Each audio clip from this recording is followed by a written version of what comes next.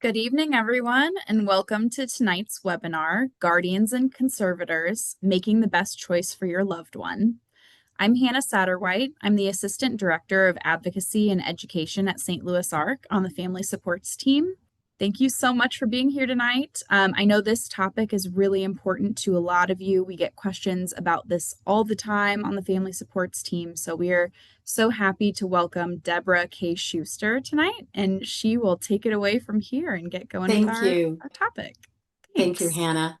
And thank you for everyone here. I know this is the end of a long day, and hopefully this will give you some helpful information. So I don't know how much of you are familiar with this topical area, but I'm going to kind of do a survey, but dig a little bit deeper into the process. So we're going to talk about when is a guardian and conservator needed, what is required to have one appointed, what's the process, what are the duties of individuals appointed in these roles, what happens if a successor is needed because the initial appointee cannot serve, and some discussion about special needs trusts and Social Security representative payees. I think the biggest question, the most common question is, when is a guardian and conservator needed? When a person does not have durable powers of attorney for health care or durable powers of attorney for financial matters, becomes incapacitated and needs someone to make these decisions for them. If a person has never had the mental capacity to understand and have these documents created for them and they turn 18. In Missouri and most states throughout the United States, 18 is the magic age when someone is suddenly an adult, regardless of their ability, their mental capacity. But that is when I'm sure many of you have had the experience or have been told that you can no longer make decisions for a child or a relative that is 18 years old. So that is very often when a guardian and conservator are needed. If a person has durable powers of attorney and revokes these documents, either truly physically by tearing up the document, or if they, by their behavior, undermine the authority that they have given in that durable power of attorney. So, for example, I practice elder and disability law, which is not only a mouthful, but it really spans an enormous population of individuals. It's individuals who are young and may have special needs, individuals who have other disabling conditions, mental health law. That's where I've done guardian conservatorships, my heavens, for over 30 years. And then certainly the elderly. And so it is not uncommon for someone to have durable powers of attorney that an elder has created. And for example, if their physician has said you can no longer live safely in the home without care, and the person refuses to allow caregivers to come into the home, but yet refuses to move into a more supervised living setting, even though they have a durable power of attorney, their behavior is undermining the person and the authority that they've given. And so very often, even though there is that document, we have to go to court and have a guardian and conservator appointed.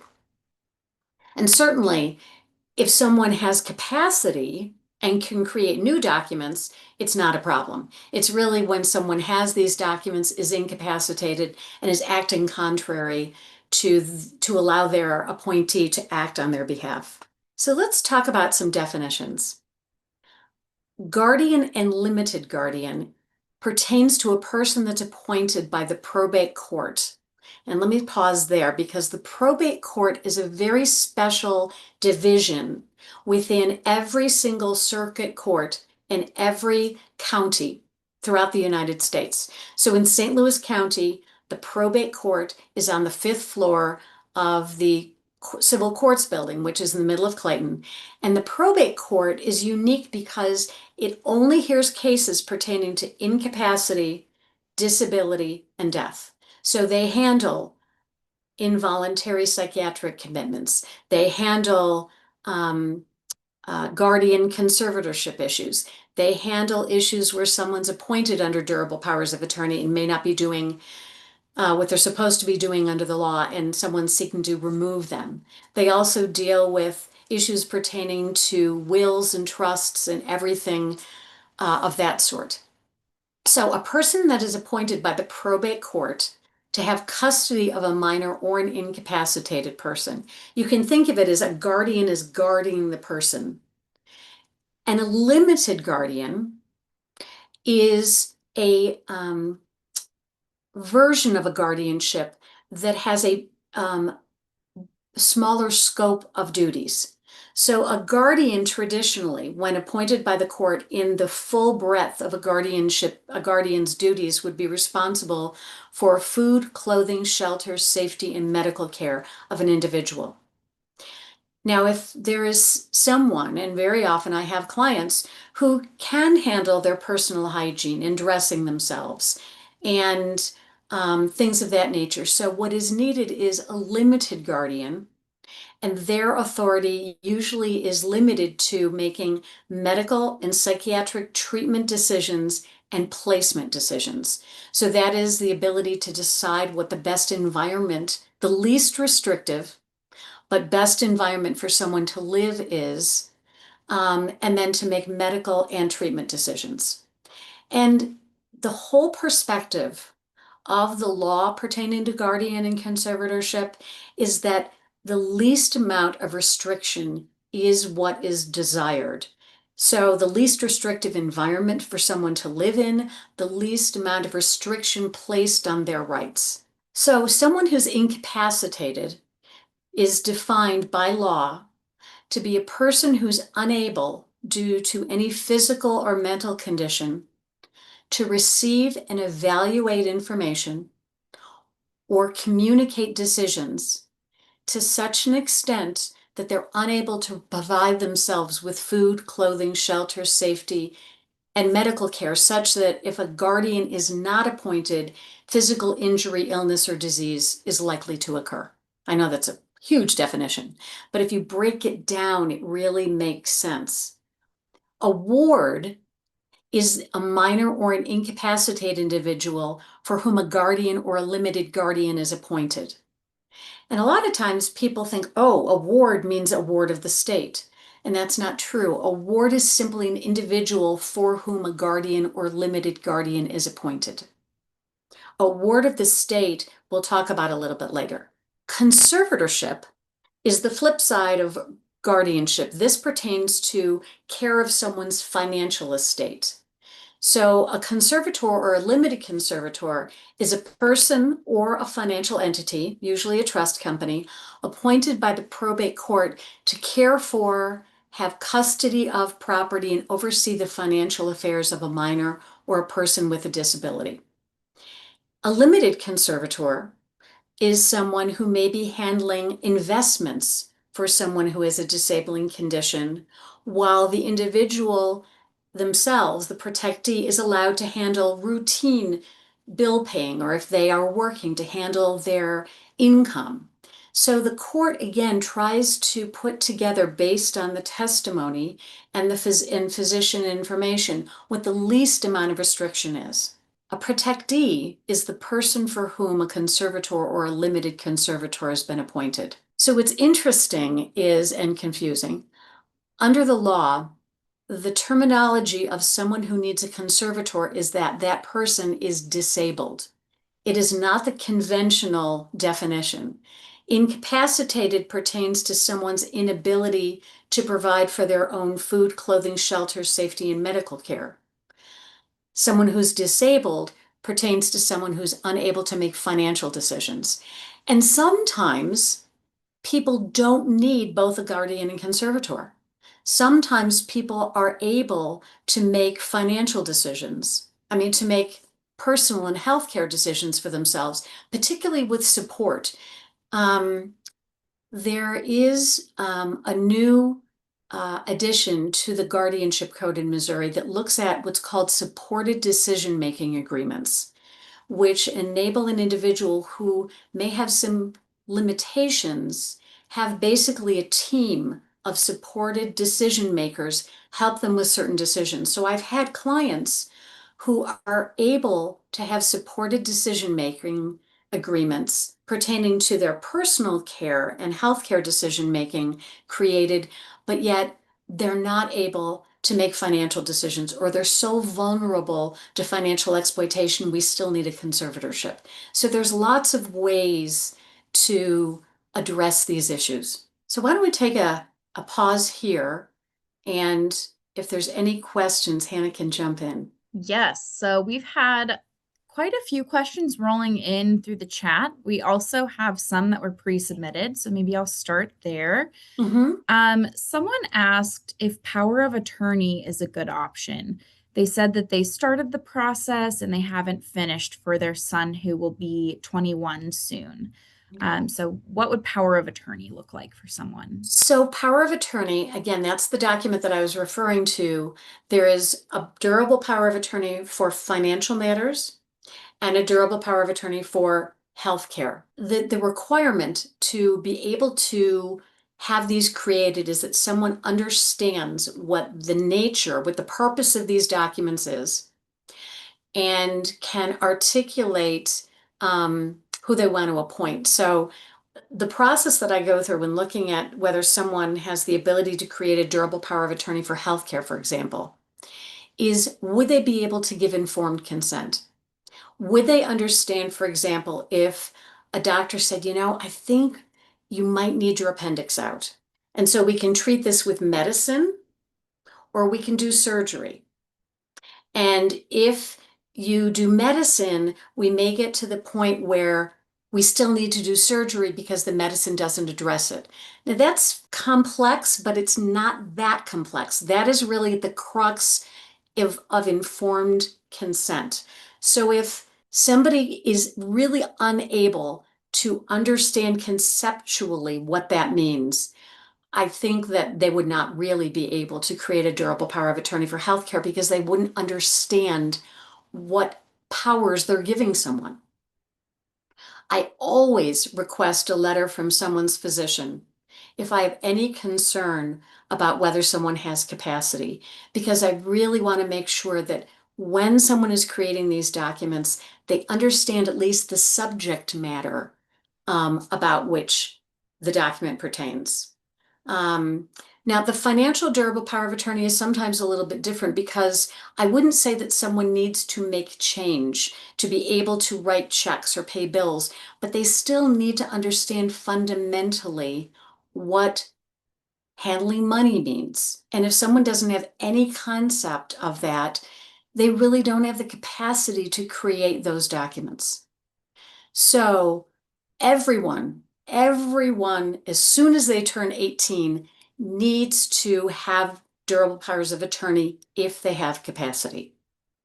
So the answer to the question is, if this individual who is almost 21 has the capacity to understand what these documents are, then yes, they're absolutely the way to go, because a guardian and conservatorship cannot be obtained if someone has capacity. And we'll talk about that in a couple minutes. So we have another question.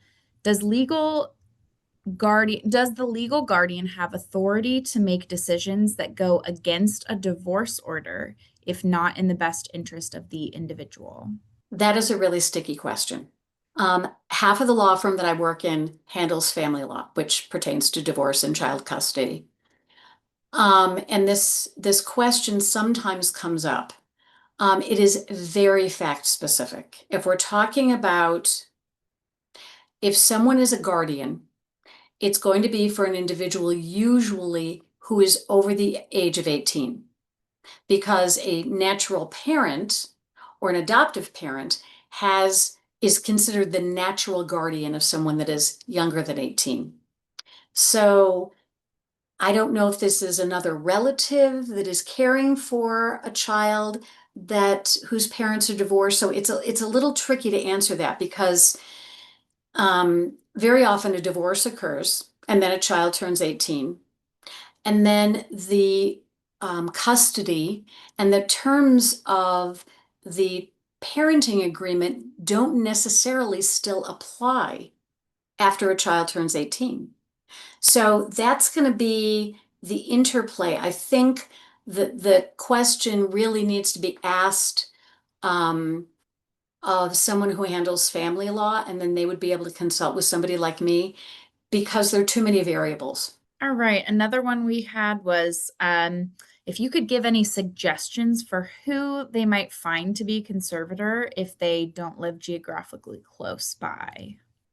Number one, if someone lives out of state or within state but not close by, they can still be appointed conservator because as long as they have what's called a designated resident agent, I, as an attorney, am often appointed as the designated resident agent. Not that I do anything in the conservatorship, but if the court needs to get a hold of someone and they can't get a hold of someone locally, they need by law someone who is local in Missouri. But I do have some resources that if there's not a family member that is able or willing to serve as conservator, there's always the public administrator, which is an appointed position, sometimes elected position in the county of every community. So the public administrator, for example, in St. Louis County is right down the hall from the probate court. So we'll talk about some of those options. Great. Okay. So someone says, I think after you said the word revoke early on, someone said, if I get guardianship for my son, can he choose to revoke it? Good And what would that question. look like? Okay. They cannot revoke it without the court taking action. So that is the one key difference between durable powers of attorney and a court appointment. Someone can revoke durable powers of attorney because they create them, even if they're incapacitated. But once someone is appointed by the court, only the court can unwind that. And someone who has a guardian or conservator can petition the court if they're not happy with their guardian and conservator and what they're doing. But the court doesn't take that lightly because very often the court understands they're dealing with a vulnerable population that may not have, again, the mental capacity to understand all that's involved. So yes, someone does have rights to petition the court to ask that who they've appointed be removed, but it doesn't necessarily it will not necessarily undo the guardian conservatorship. So who is involved? The petitioner is the person or the entity that files a petition with the court at seeking to have a guardian and or conservator appointed. And a petition is a legal document that a lawyer creates that explains to the court what is being asked for and why. So if I have a child that has a condition where they do not cognitively, they cannot make their own decisions, I would ask the court to usually have myself appointed as guardian and conservator. But there can be a person who petitions that is not the same person that wants to be appointed.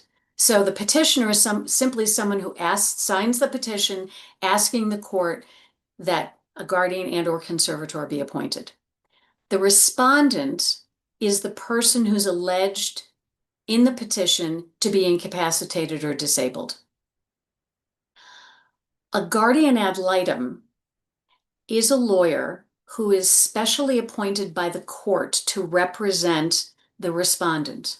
By law, a minor, and I'm going to really talk about individuals who are adults who have a disability, or a person who's alleged to be incapacitated or disabled, by law must have a lawyer appointed by the court to represent them. I am often the attorney, the lawyer in that position when I'm not representing families. And I'll tell you in a minute really what that looks like. Is it always necessary to have both the guardian and conservator? We just talked about that a little bit, but if there are no assets, if there are no bank accounts, no life insurance, CDs, stocks, bonds in the name of a respondent, no conservator needs to be appointed. But as an attorney, I will always ask that there be a finding of disability so that if the person does get an inheritance or win the lottery or somehow come into money, we don't have to go to court and have a hearing again. We can just petition the court and say this person received money we need to have a conservatorship created.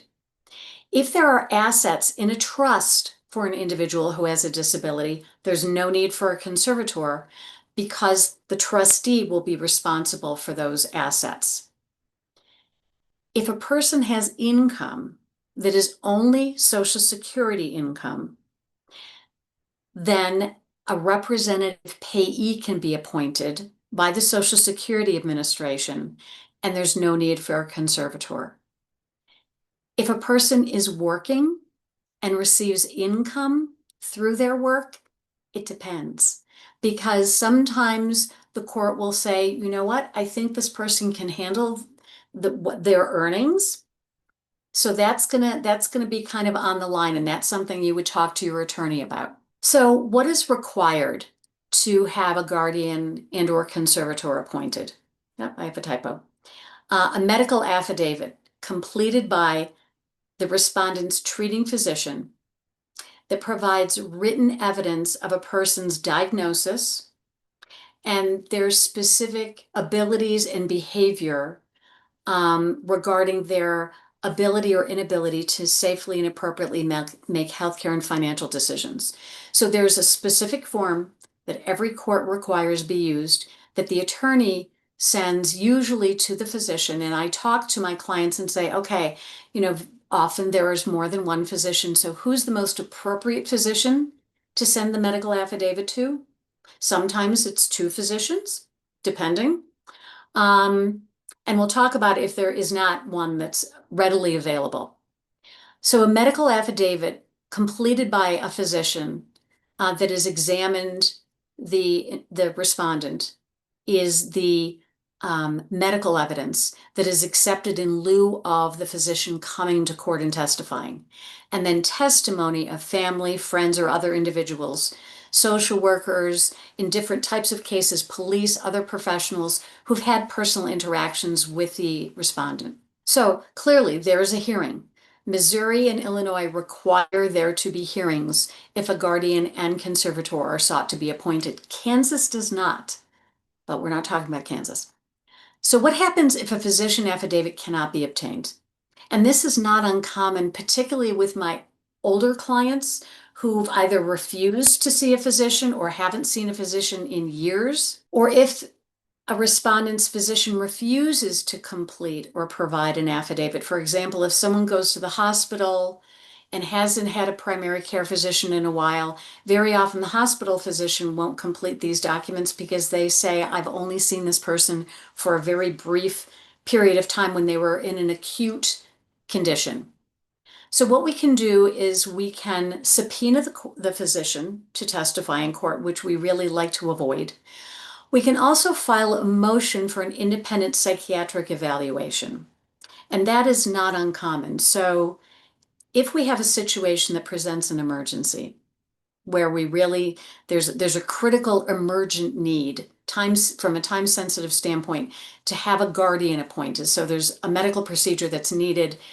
We petition the court, we file a petition, and we provide whatever evidence we have. So if we file an emergency petition, the court, if it agrees that there's an emergency, must have the hearing within 5 days. And so in that situation, if we're talking about parents and a child who's just turned 18, there's usually some documentation that we can provide the court, even if it's not a medical affidavit at that time, that explains to the court, we have a diagnosis and we've got some serious issues. And then, on occasion, doesn't happen often, if the treating physician completes an affidavit that says no, they don't believe a guardian and conservator is needed, then we explore whether the person has the capacity to create durable powers of attorney. So the question about whether someone who's turning 21, the first question that I answered, can create durable powers of attorney really comes down to, does their physician believe they have the mental capacity, the baseline cognitive ability to understand what the documents are about? Because if they don't, then the only other option is to have a guardian and conservator appointed. So you can't usually have both, not in this situation. So what has to happen to have a guardian and conservator appointed? We as attorneys have to present what's called clear and convincing evidence that the respondent is totally or partially incapacitated and disabled. And we already talked about the standard that needs to be met. So what's required to file a petition? So you have to have an attorney. We have to have the physician affidavit. Or some other documentation that we can provide to the court. It might be a motion for an independent medical evaluation if there isn't a physician that's willing or able to complete the affidavit. We prepare the petition that has all sorts of exhibits, family information, who's seeking to be appointed. And we have for a conservator to be appointed, the court requires that that individual be bonded to make sure that they use the money that's in the name of the individual only as the court allows. So the petition is filed in the county where the respondent lives, has their official residence, or if the respondent has no official residence, the county in which the respondent lives or has property. And so sometimes we'll have someone who is older, who has moved into a nursing home. And so their legal residence is no longer perhaps what their home was, and they may be in a different county. So where we file can sometimes, be a question we have to really look into. Again, what's required? The respondent who's physically present in the county. So if someone is not physically present where they live, I've had, unfortunately, people who have fled the state and need to have a guardian or conservator appointed. We cannot file until that person is physically present in that county or in a county within Missouri, because we have to have them served by a special process server, which we'll talk about in a minute. There has to be a hearing in the probate court, and the probate court makes a finding and files an order appointing someone guardian or limited guardian and conservator or limited conservator. So why don't we pause and take some more questions? There are. So someone just asked I'm going to jump to the one that just came in. That was about what you were just saying. You may have clarified this, but is it necessary to have both the medical affidavit and the testimony when filing a petition for guardianship? So when we're filing a petition, we don't have the testimony yet because the testimony is given during the hearing.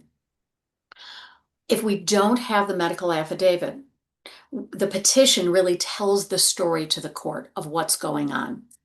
So, for example, I just literally had a client whose daughter has significant autism and she has had some medical crises, and we didn't have a physician affidavit yet because she was in between physicians, but we had documentation of her diagnosis and her behavior. So we were able to file a petition and then at least get an emergency hearing. And once an emergency guardian is appointed, we'll be able to then get the medical affidavit. So last one for now. Okay. Does the designated resident agent charge a fee if they are on call for that? No. No, because really it's just on paper. I've never in 32 years been called by the court. Who may file and serve as guardian and conservator? Any interested person can file a petition seeking to have someone appointed. There have been times, not recently, but when I first started my practice, I worked with SSM, and they would routinely file to have a guardian and conservator appointed for individuals who were at their hospital who had mental health issues and did not have durable powers of attorney and needed someone to make those decisions for them. There are usually it is family members, but it doesn't have to be. It can be a concerned citizen. I actually had a financial advisor who had a client that had a mental health crisis and didn't have any family, and so it was the financial advisor that petitioned to have someone else appointed guardian and conservator. If the petitioner, very often parents, seek to be appointed, they can serve. And co-guardians, co-conservators can be appointed in limited situations and usually only when it is parents, even divorced parents. But the court really does not want to appoint co-decision makers that are not parents.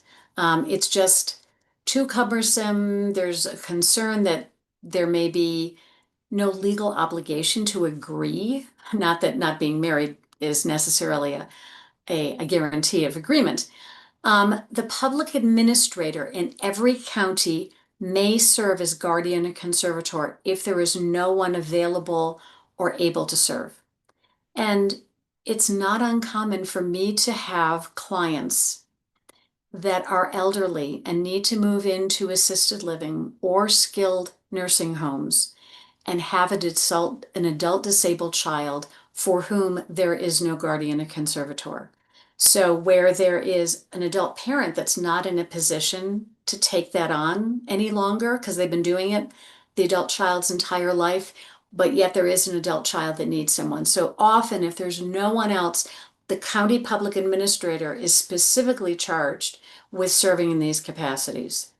The downside is that they have an enormous caseload and they do not really have the bandwidth to take on, um, you know, thousands of cases. They have enormous caseloads. And so that's why the preference is if there is a family member that's willing to serve, the court cannot require someone to serve. They cannot do that.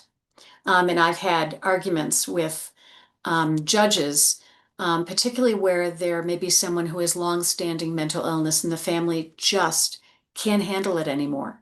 There's not a requirement that family serve.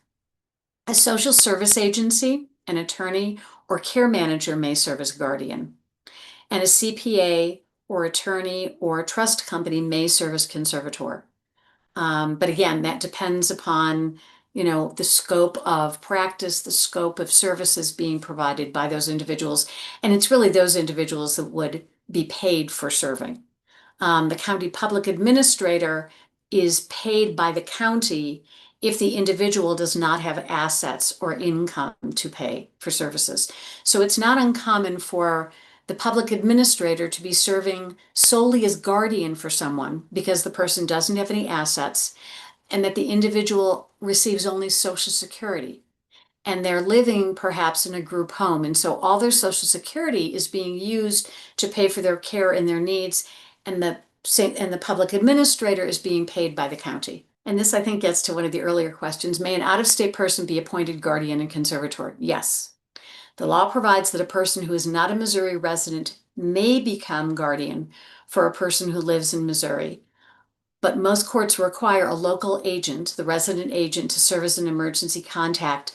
And as an attorney, I have to ask through testimony, what is the frequency of contact of the individual? They're not going to appoint someone who only comes into town once or twice a year. They're going to require more contact than that.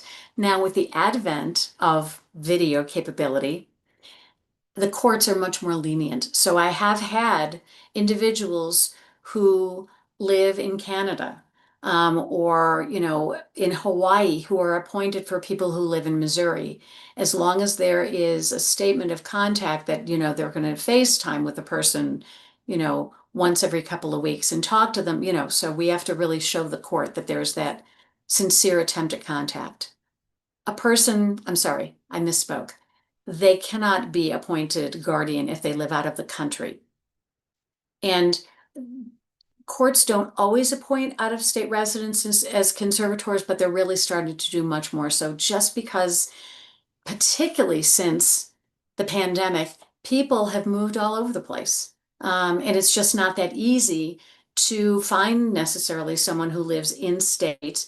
And again, because the public administrator's office is so overwhelmed with cases, they really want family members to serve if it is something that a family member is willing to do.